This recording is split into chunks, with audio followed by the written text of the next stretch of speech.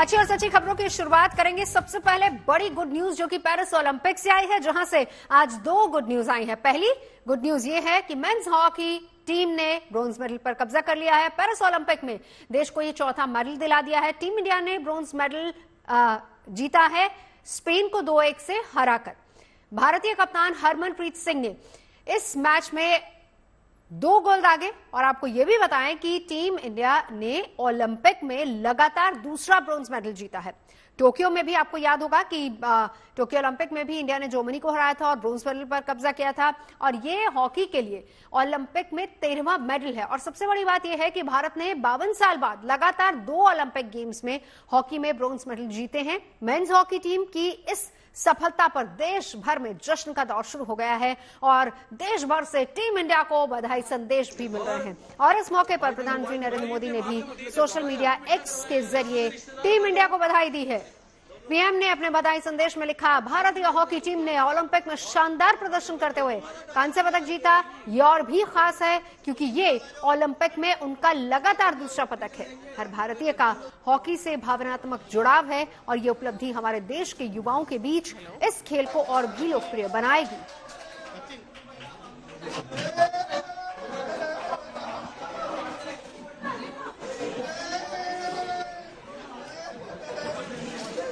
जैसे कहते हैं ना कि जो हुआ अच्छा हुआ और भारत को इसी के साथ पिछली बारी वाला जो मेडल है वो मेंटेन किया है, तो मेरा ख्याल है कि बहुत खुशी के पल हैं। शुरू से ये कह रहे थे कि जब मैच चालू हुआ तो आप यही कह रहे थे कि जीतेगा, आपको लगता था कि जीतेगा? देखो, ये थोड़ा सा क्योंकि हम इसलिए था क्योंकि जर्मन को जब कंपेयर करते हैं स्पेन से, तो स्पेन कंपैरेटिवली उतनी टाइट मार्किंग नहीं करता जितनी जो जर्मन करते थे। तो मेरा ख्याल है कि वही हमारे लिए अपॉर्चुनिटी थी। और 2 गोल जो हरमनप्रीत के भी हैं वो कहीं ना कहीं बहुत बड़ी जो उन्होंने देश की जीत दिलाने में जो है वो रोल प्ले किया।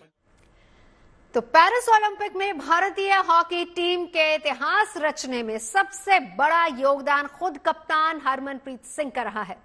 कप्तान हरमनप्रीत ने इस पेरिस ओलंपिक में 8 मैच खेले, जिसमें सबसे ज्यादा 10 गोल उन्होंने दागे हैं। अपने पेरिस ओलंपिक के सफर के दौरान हरमनप्रीत सिंह सिर्फ बेल्जियम के खिलाफ मैच में ही गोल नहीं कर सके थे। इस मुकाबले में भी भारतीय टीम को 1-2 से हार झेलनी पड़ी थी, मगर आज उनकी स्टिक से जमकर गोल निकले। उन्होंने स्पेन के खिलाफ आज 2-2 गोल दागे हैं, जिसके बाद वो टूर्नामेंट के टॉप स्कोरर भी बन गए हैं। और उनकी तरफ से किए गए दोनों गोल की वजह से भारत को अपना चौथा मेडल मिला है। कुल 8 मैचों में हरमनप्रीत ने 10 गोल किए हैं। आज स्पेन के खिलाफ उन्होंने 2 गोल किए हैं। 2-1 से भारतीय टीम ने स्पेन को हराया और दोनों ही गोल हरमनप्रीत ने किए हैं। आज हरमनप्रीत के घर में भी जश्न का माहौल है। पूरा परिवार एक साथ मैच देख रहा था और मैच देखने के तुरंत बाद एक तरीके से वो भावुक पल भी था पिता के लिए, भाइयों के लिए, क्योंकि इसी घड़ी का इंतजार हो रहा था। तो हरमनप्रीत हो, श्रीजेश हो, हर किसी के घर में जश्न मनाया जा रहा है। कहीं दिवाली मन रही है तो कहीं मिठाइयों से मुंह मीठा करवाया जा रहा है। बेहद भावुक पल भी है ये परिवार के लिए, क्योंकि इससे पहले जब जर्मनी के साथ भारत का मुकाबला हुआ था तब पूरी उम्मीद यही थी कि वो सेमीफाइनल और भारत गोल्ड जीतकर लाएगा ही।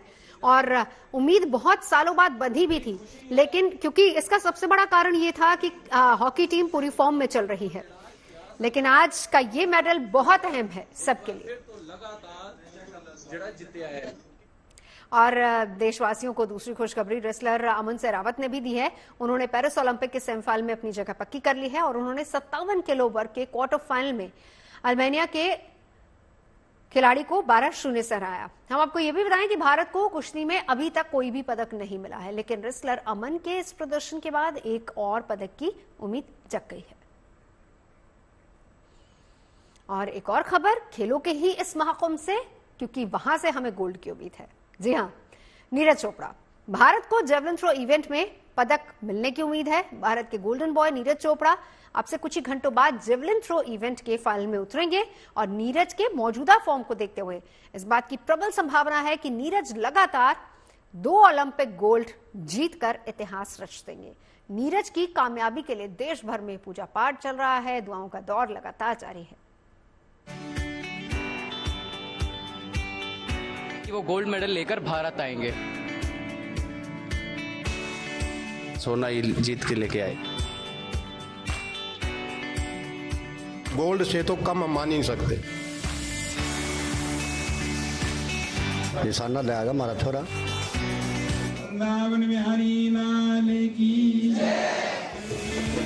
हाथों में तिरंगा और नीरज चोपड़ा की फोटो लेकर इन छात्रों ने देश के गोल्डन बॉय की कामयाबी के लिए पूजा की।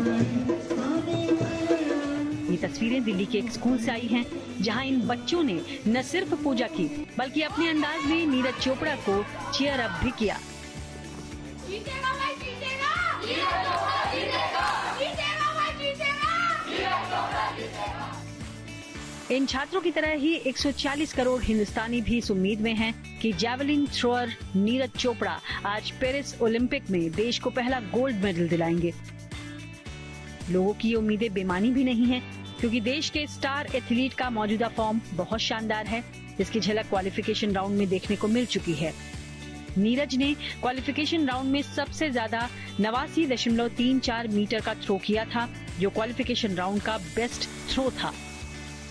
नीरज चोपड़ा के इसी फॉर्म ने लगातार दूसरे ओलंपिक में गोल्ड मेडल जीतने की उम्मीदें लोगों में जगा दी हैं। भगवान जी से बोला कि नीरज चोपड़ा को जिता के ही इंडिया में लाना। आज हमने हवन इसलिए किया था कि हमारे भारत के जैवलिन थ्रोअर नीरज चोपड़ा की विजय हो सके। आज रात वो गोल्ड मेडल के लिए भाला फेंकेंगे और हम सबका पूरा विश्वास है कि वो गोल्ड मेडल लेकर भारत आएंगे। मेरे को तो बस यही है नीरज चोपड़ा जी से कि वो जीत जाए जल्द से जल्द, और मेरे को 101% मैं श्योर हूँ कि वो जीत ही जाएंगे। आज हम सब ने मिलकर प्रे किया है कि आज रात को जब 11:55 पे मैच होगा नीरज चोपड़ा जी का, तो हमारे देश के लिए गोल्ड आज आएगा। असाधारण प्रतिभा के धनी नीरज चोपड़ा बड़े मुकाबलों में 100% सफलता के लिए कोई कोर कसर नहीं छोड़ते हैं। यही बात उन्हें ओलंपिक जैसे बड़े इवेंट में गोल्ड मेडल का प्रबल दावेदार बनाती है। इससे पहले नीरज टोक्यो ओलंपिक में गोल्ड मेडल जीतकर ये बात साबित भी कर चुके हैं। इसके अलावा भी नीरज कई बड़ी प्रतियोगिताओं में अपने भाले का दमखम दिखा चुके हैं। हर रोज 365 दिन नॉन स्टॉप जो एक प्रैक्टिस करता है, ये सिर्फ उसका तजुर्बा हो जाए। हर खिलाड़ी को ये पता होता है कि मैंने थ्रो कितना किया है। वो बस यही है कि 1-2 मीटर कम ज़्यादा का उसको मतलब पता चल जाता है कि मैं यहाँ तक हूँ, तो उसको बिलीव होता है कि मैं यहाँ तक गया हूँ, और वो उसको सेलिब्रेट करना शुरू करो। अपने को पूरा 200% उम्मीद है, क्योंकि हमने पहले भी मैच में देखा नीरज अच्छा थ्रो कर रहे हैं और वो हमारे देश का झंडा, हमारे देश का गौरव बढ़ाएंगे। लेकिन इस बार पिछले ओलंपिक की तुलना में चुनौती अधिक कड़ी है। कुल 9 खिलाड़ियों में से 5 ने नीरज की तरह अपने पहले थ्रो में ही फाइनल में ही जगह बना ली थी, जिनकी कोशिश भी गोल्ड जीतने से कम नहीं होगी।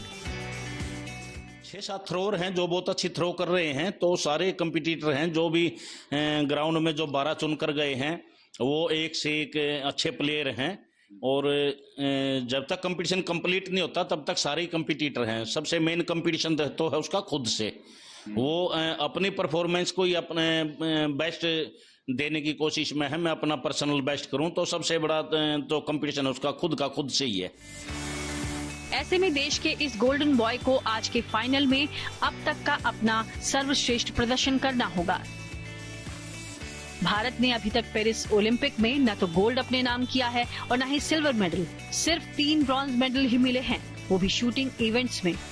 ऐसे में हर हिंदुस्तानी की नजर नीरज चोपड़ा पर है, जो आज गोल्ड जीतकर इतिहास रच सकते हैं।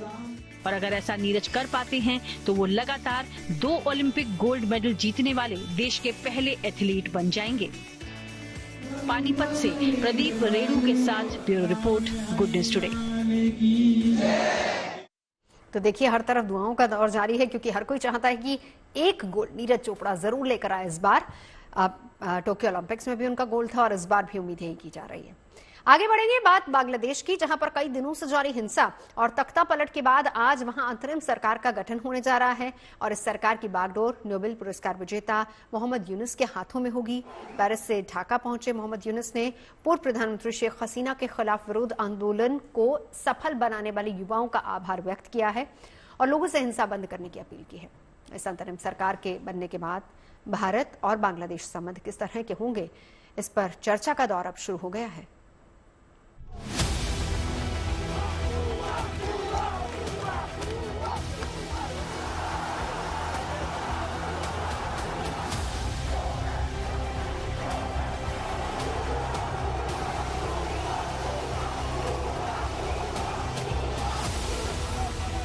সংখ্যালঘুদের উপর আক্রমণ করছে, হিন্দু, বৌদ্ধ, খ্রিস্টান, আহমদিয়া সবার উপর আক্রমণ করছে।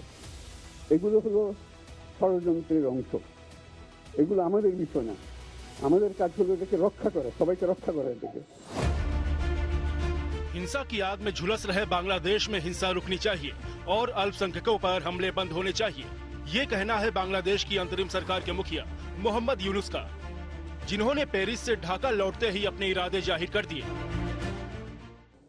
মানুষকে আক্রমণ করছে, ঘরবাড়ি জ্বালিয়ে দিচ্ছে, সম্পদ জ্বালিয়ে নষ্ট করছে, চুরি করছে, দিয়ে যাচ্ছে, অফিস আদালতে আক্রমণ করছে, সংখ্যালঘুদের উপর আক্রমণ করছে, হিন্দু, বৌদ্ধ, খ্রিস্টান, আহমদিয়া সবার উপর আক্রমণ করছে। এগুলো হলো ষড়যন্ত্রের অংশ। এগুলো আমাদের বিষয় না। আমাদের কাজ হলো এটাকে রক্ষা করা, সবাইকে রক্ষা করা এটাকে। প্রতিটি মানুষ আমাদের ভাই, আমাদের বোন, তাদেরকে রক্ষা করা। दरअसल बांग्लादेश में आरक्षण के मुद्दे पर हुए आंदोलन में हिंसा बड़े पैमाने पर हुई, जिसका खामियाजा वहां रह रहे भारतीयों और अल्पसंख्यकों को भुगतना पड़ा है, जिसको लेकर भारत सरकार पहले ही चिंता जता चुकी है। भारत सरकार की तरफ से कोशिश की जा रही है कि वहां रह रहे भारतीयों और अल्पसंख्यकों की सुरक्षा सुनिश्चित हो। इसके अलावा अंतरिम सरकार के गठन के साथ ही ये चर्चा भी तेज हो गई है कि क्या मोहम्मद यूनुस की अगुवाई वाले बांग्लादेश के संबंध भारत के साथ पहले जैसे होंगे। जानकार मानते हैं कि मौजूदा हालात में बांग्लादेश की अंतरिम सरकार भारत के साथ संबंधों को नजरअंदाज नहीं कर सकती है। दो पड़ोसी देश होने के नाते और खासतौर पर ऐसे पड़ोसी देश जिनके बीच में काफी गहरे आर्थिक संबंध है और जिनके बीच में जरूरी है कि एक राजनीतिक संबंध काफी अच्छी तरीके से चले, तो मुझे उम्मीद है कि थोड़ा सा बीच में शायद खिंचाव आएगा, थोड़ा सा बीच में एक नई सरकार बनने के बाद में एक जो नया दौर आता है थोड़ा सा होगा, लेकिन रिश्ते जो है कामयाब रहने चाहिए, जरूरी है ये। शेख हसीना के प्रधानमंत्री रहते भारत और बांग्लादेश के रिश्ते बेहतरीन दौर में थे। ये बात जग जाहिर है। भारत ने बड़े पैमाने पर वहां निवेश किया, व्यापारिक संबंधों को मजबूती दी। दोनों देशों की बॉर्डर सिक्योरिटी को लेकर कई कदम उठाए गए, लेकिन अब बांग्लादेश में हालात काफी बदल चुके हैं। इस बदले हालात में बांग्लादेश नेशनलिस्ट पार्टी और जमाते इस्लामी जैसी पार्टियां सत्ता में आने के लिए कोशिशें तेज कर चुकी हैं। बड़ी बात यह है कि इन पार्टियों का भारत के प्रति रवैया कुछ खास नहीं है, लिहाजा भारत को भी नए सिरे से कूटनीतिक संबंधों पर विचार करने के लिए मजबूर कर दिया है। जो भारत ने बांग्लादेश में निवेश किया है इंडस्ट्रीज में, वो ज्यादातर कंज्यूमर इंडस्ट्रीज है वहाँ की। भारत से वहाँ पर टेक्सटाइल जाते हैं उनकी गारमेंट इंडस्ट्री के लिए। बांग्लादेश से यहाँ पर सामान आता है, एग्रीकल्चरल कमोडिटी आती है। मैं नहीं समझता हूँ कि जैसे कि जो हमारे आर्थिक संबंध है वो एक दूसरे से अलग रह करके काम चल पाएगा, या हमको कोई और दूसरा देश हटा करके अपनी जगह बना पाएगा। तो मुझे पूरी आशा है, मैं समझता हूँ कि एक दूसरे की आर्थिक व्यवस्था को देखते हुए, जो हमारा एक पहले से कनेक्शन को देखते हुए ये आर्थिक संबंध बरकरार रहेंगे। भारत ने अभी तक आधिकारिक तौर पर बांग्लादेश में अंतरिम सरकार के गठन पर कुछ नहीं कहा है, लेकिन जिस तरह से सरकार गठन को लेकर जमाते इस्लामी और बीएनपी सक्रिय है, वो कुछ चिंता जरूर पैदा कर रहा है। Bureau report, good news today. आगे बढ़ते हैं, बात नैनीताल के उस पहचान की जिसका अस्तित्व अब मिट चुका है। बात हो रही है नैनीताल की मशहूर टूरिस्ट स्पॉट टिफिन टॉप पर मौजूद डोरथी सीट की, जो रह कर हो रही बारिश की वजह से भूस्खलन की भेंट चढ़ गई। टिफिन टॉप के सबसे ऊंचे इलाके में मौजूद डोरथी सीट वो जगह थी जहां पर खड़े होकर हर साल सैकड़ों हजारों पर्यटक नैनीताल के नैनी झील और कुमाऊं के ऊंचे ऊंचे पहाड़ों पर मौजूद देवदार और बाज के पेड़ों को देखने का आनंद उठाते थे। टिफिन टॉप पहुंचने के लिए नैनीताल शहर से करीब 4 किलोमीटर की दूरी तक ट्रैकिंग करनी पड़ती थी। घने पेड़ों से घिरे खूबसूरत रास्तों से होते हुए टिफिन टॉप तक पहुंचना रोमांचक ट्रैकिंग साबित होता है। वहां से हिमालय की खूबसूरत चोटियों का दीदार करना हर किसी को मंत्रमुग्ध कर देता है, लेकिन भूस्खलन और जिला प्रशासन पर लापरवाही के आरोप के बीच टिफिन टॉप पर मौजूद डोरथी सीट का अस्तित्व हमेशा के लिए मिट गया है। डोरथी सीट भूस्खलन की वजह से टूटकर कई फीट गहरी खाई में गिर गई है, यानी कि उस चबूतरे तक जाने वाली सीढ़ियां ही अब बची हैं। साल 2020 में सबसे पहले डोरथी सीट वाले हिस्से में बड़ी बड़ी दरारें देखी गई थी। स्थानीय लोगों की तरफ से शिकायत मिलने के बाद तत्कालीन जिलाधिकारी के आदेश के बाद जिला प्रशासन और अधिकारी सक्रिय हो गए थे। भूगर्भ वैज्ञानिकों की मदद के बावजूद टिफिन टॉप वाली पहाड़ी का कोई स्थायी ट्रीटमेंट नहीं किया गया। इस बीच 2 साल में भूस्खलन की रफ्तार तेज होती चली गई, जिसकी अनदेखी की वजह से आखिरकार टिफिन टॉप का डोरथी सीट वाला हिस्सा टूट गया और अब डोरथी सीट नाम का ये खूबसूरत टूरिस्ट स्पॉट इतिहास में दर्ज हो चुका है। टिफिन टॉप पर डोरथी सीट का निर्माण ब्रिटिश सेना के अधिकारी रहे कर्नल जेपी कैलेट ने अपनी चित्रकार पत्नी डोरथी कैलेट की याद में किया था।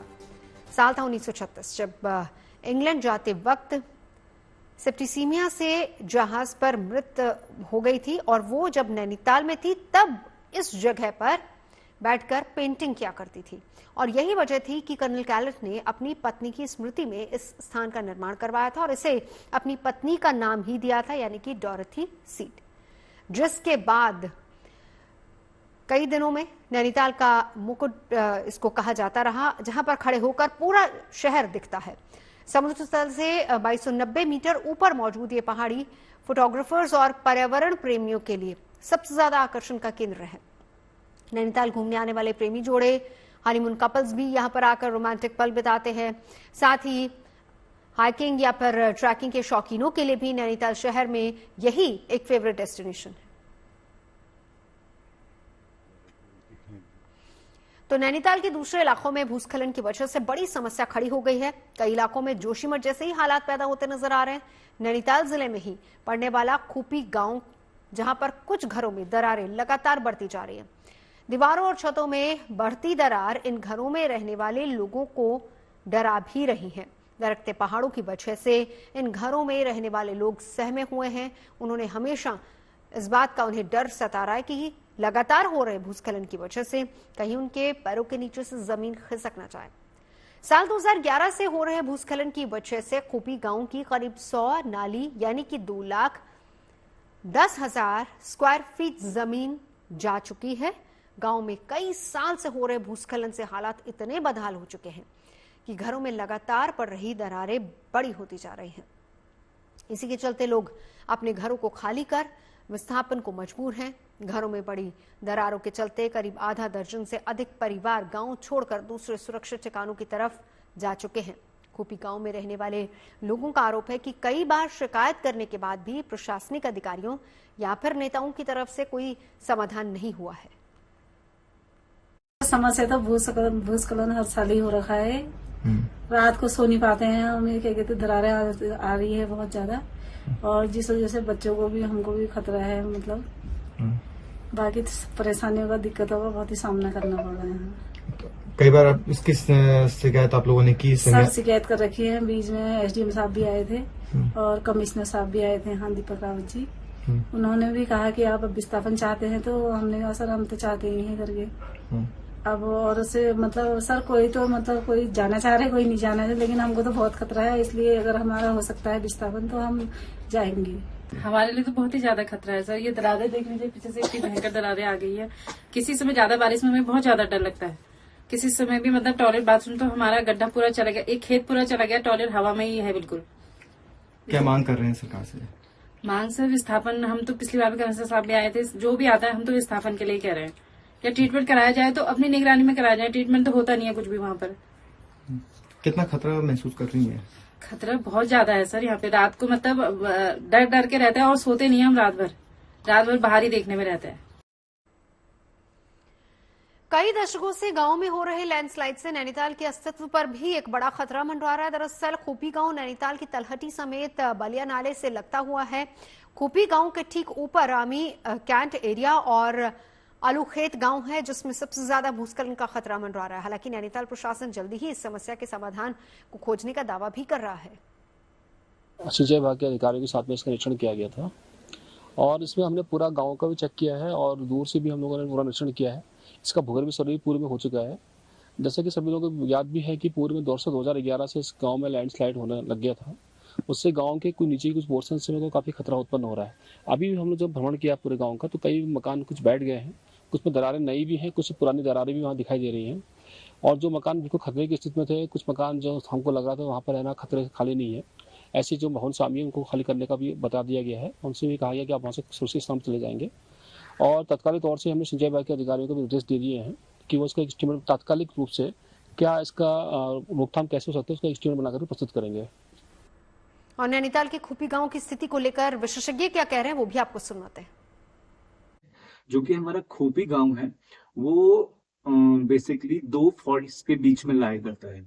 एक है हमारा कुरिया फॉल्ट और एक है हमारा नैनीताल लेक फॉल्ट। तो इन दो फॉल्ट्स के बीच में बसा ये गांव है और इस गांव में जो रॉक्स मिलती हैं वो काफी क्रश्ड हैं, पल्वराइज्ड हैं। बेसिकली यहाँ पर हमें स्लेट्स मिलती हैं और अपर पार्ट्स में बिगेट्स, डोलोमाइट्स।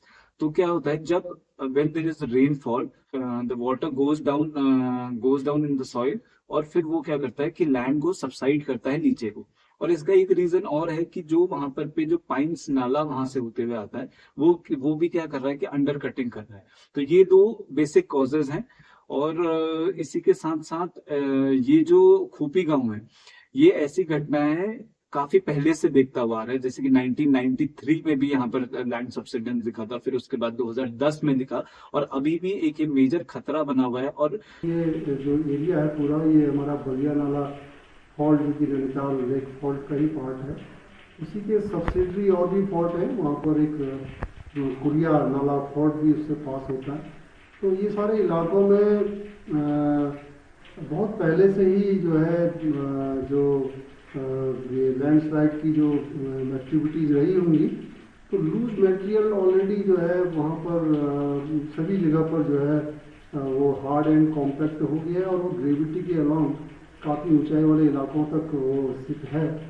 और इस बीच क्योंकि एक्सेसिव रेनफॉल हो रहा है, रेनफॉल में वाटर पर्कुलेट कर रहा है, उससे जो है ग्राउंड उसमें जो लूज मटेरियल उसकी स्वेलिंग हो रही है और बेस इस तरह के मटेरियल का है नहीं क्योंकि बीच में भी बलिया नाला के अलावा निरंतर लैंडस्लाइड होता जा रहा है जिससे कि आसपास के एरिया में भू कटाव हो ही रहा है। और खबरें सच्ची होनी चाहिए, अच्छी खुद ब खुद लगती हैं। नवजोत सिंघावा साइनिंग ऑफ। आप सुनते रहिए गुड न्यूज और देखते रहिए गुड न्यूज।